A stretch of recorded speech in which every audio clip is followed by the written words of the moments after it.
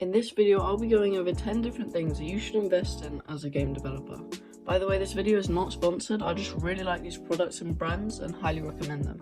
Anyways, let's get into it. Notebook. Needless to say, a notebook is a must-have as a game developer, whether you're jotting down notes or sketching out some ideas. Moleskine is a great brand with high-quality notebooks and a similar product. I would definitely recommend that you check them out after this video, of course. Another great brand for notebooks is Leuchtturm 1917, who also make high-quality products. Both of these brands' notebooks are definitely a little pricey, so if you just want a basic notebook, most shops will sell these for a few quid, or you can have a look online. Daily Planner. Again, Moleskine and Leuchtturm also make these, and as I said before, they're extremely high quality. I personally have a daily planner for Moleskine, although I think they might call them weekly planners, and I use it, well, daily. It is perfect for making schedules, which I am sure you're aware are essential for game development. Ergonomic chair. Make sure not to fall into the trap of buying these expensive gaming chairs.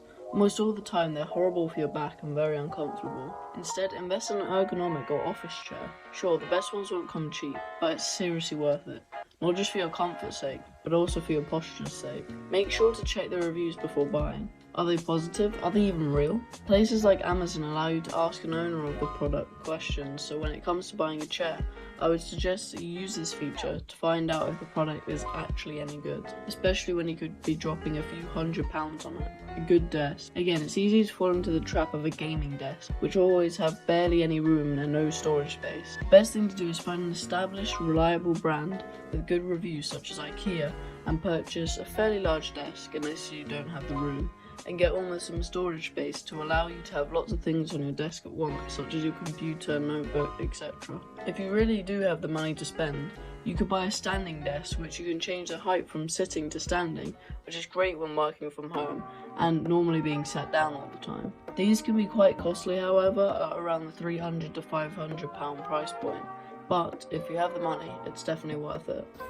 A good monitor. You can probably tell that there's a bit of a setup theme going on here, but this is the last one, I promise. I would recommend getting at least a 90Hz monitor with full HD, unless you're on a tight budget. You should find some ones that aren't too big but aren't too small for you and your desk. Lots of game developers opt to go with a dual monitor setup, which makes multitasking a lot easier, so even if you already have a good monitor, you might want to invest in another one. There are plenty of reliable brands that sell high quality monitors such as Dell, HP, Acer, and many more.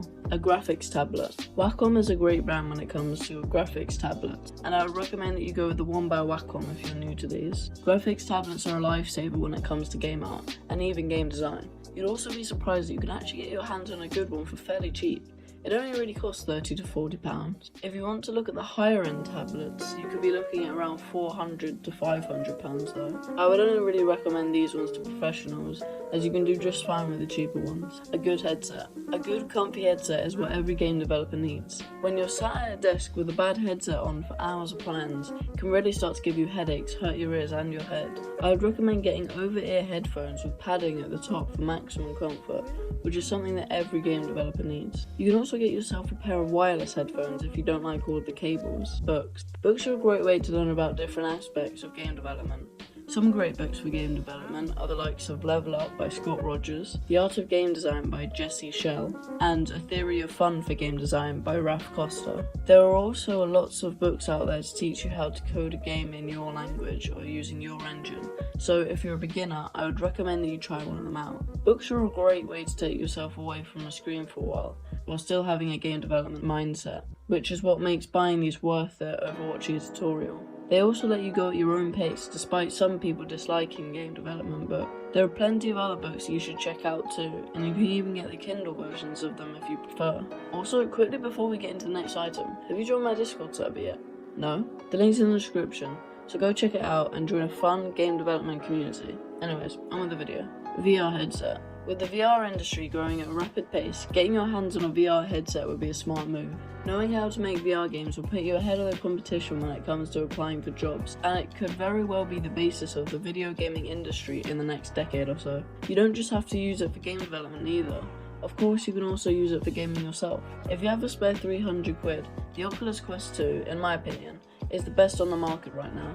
And actually, compared to some other headsets, it isn't that expensive. I mean, when you look at the Valve Index, which is probably the second best out there, you'd be speechless at the price. In fact, I'll give you 3 seconds to guess the price right now, if you didn't know it already. £919. Yep, seriously. In dollars, that's $1,246.16. That's why I recommend getting the Valve Index, and why the Oculus Quest 2 is what I recommend. Even if you don't have the money, you can always get other headsets that are compatible with Unreal Engine or whatever your engine is. There's the Gear VR, which comes in at around the £100 mark. Some of the Google VR headsets work, but really I don't recommend these types of VR headsets if you're on a tight budget. LED lights. These could be LED light strips or an LED desk lamp. Both look cool, both are good for the environment and good for your eyes. When staring at a computer for hours upon hours, especially in the evening or at night, your eyes need enough light as to not strain them. This is why it's important to have lights around your desk. It means that you can read your notes easier and sketch up some ideas on a notebook without having to do it in the dark. As I mentioned, LED lights are actually good for the environment. Why is this? Well, multiple reasons actually. There's less power consumption, they last longer, and they're recyclable. There are many other reasons why LED lights are good for the environment, so if you are interested, you should definitely do your research. Now, the thing is, just having these items isn't enough to make those great games that you're after. In this video here, I talk about how to code games 10 times faster. You can expect to learn how to make better games and faster. And without this, you won't see the great results that you want. Like and subscribe, and I'll see you in the next one.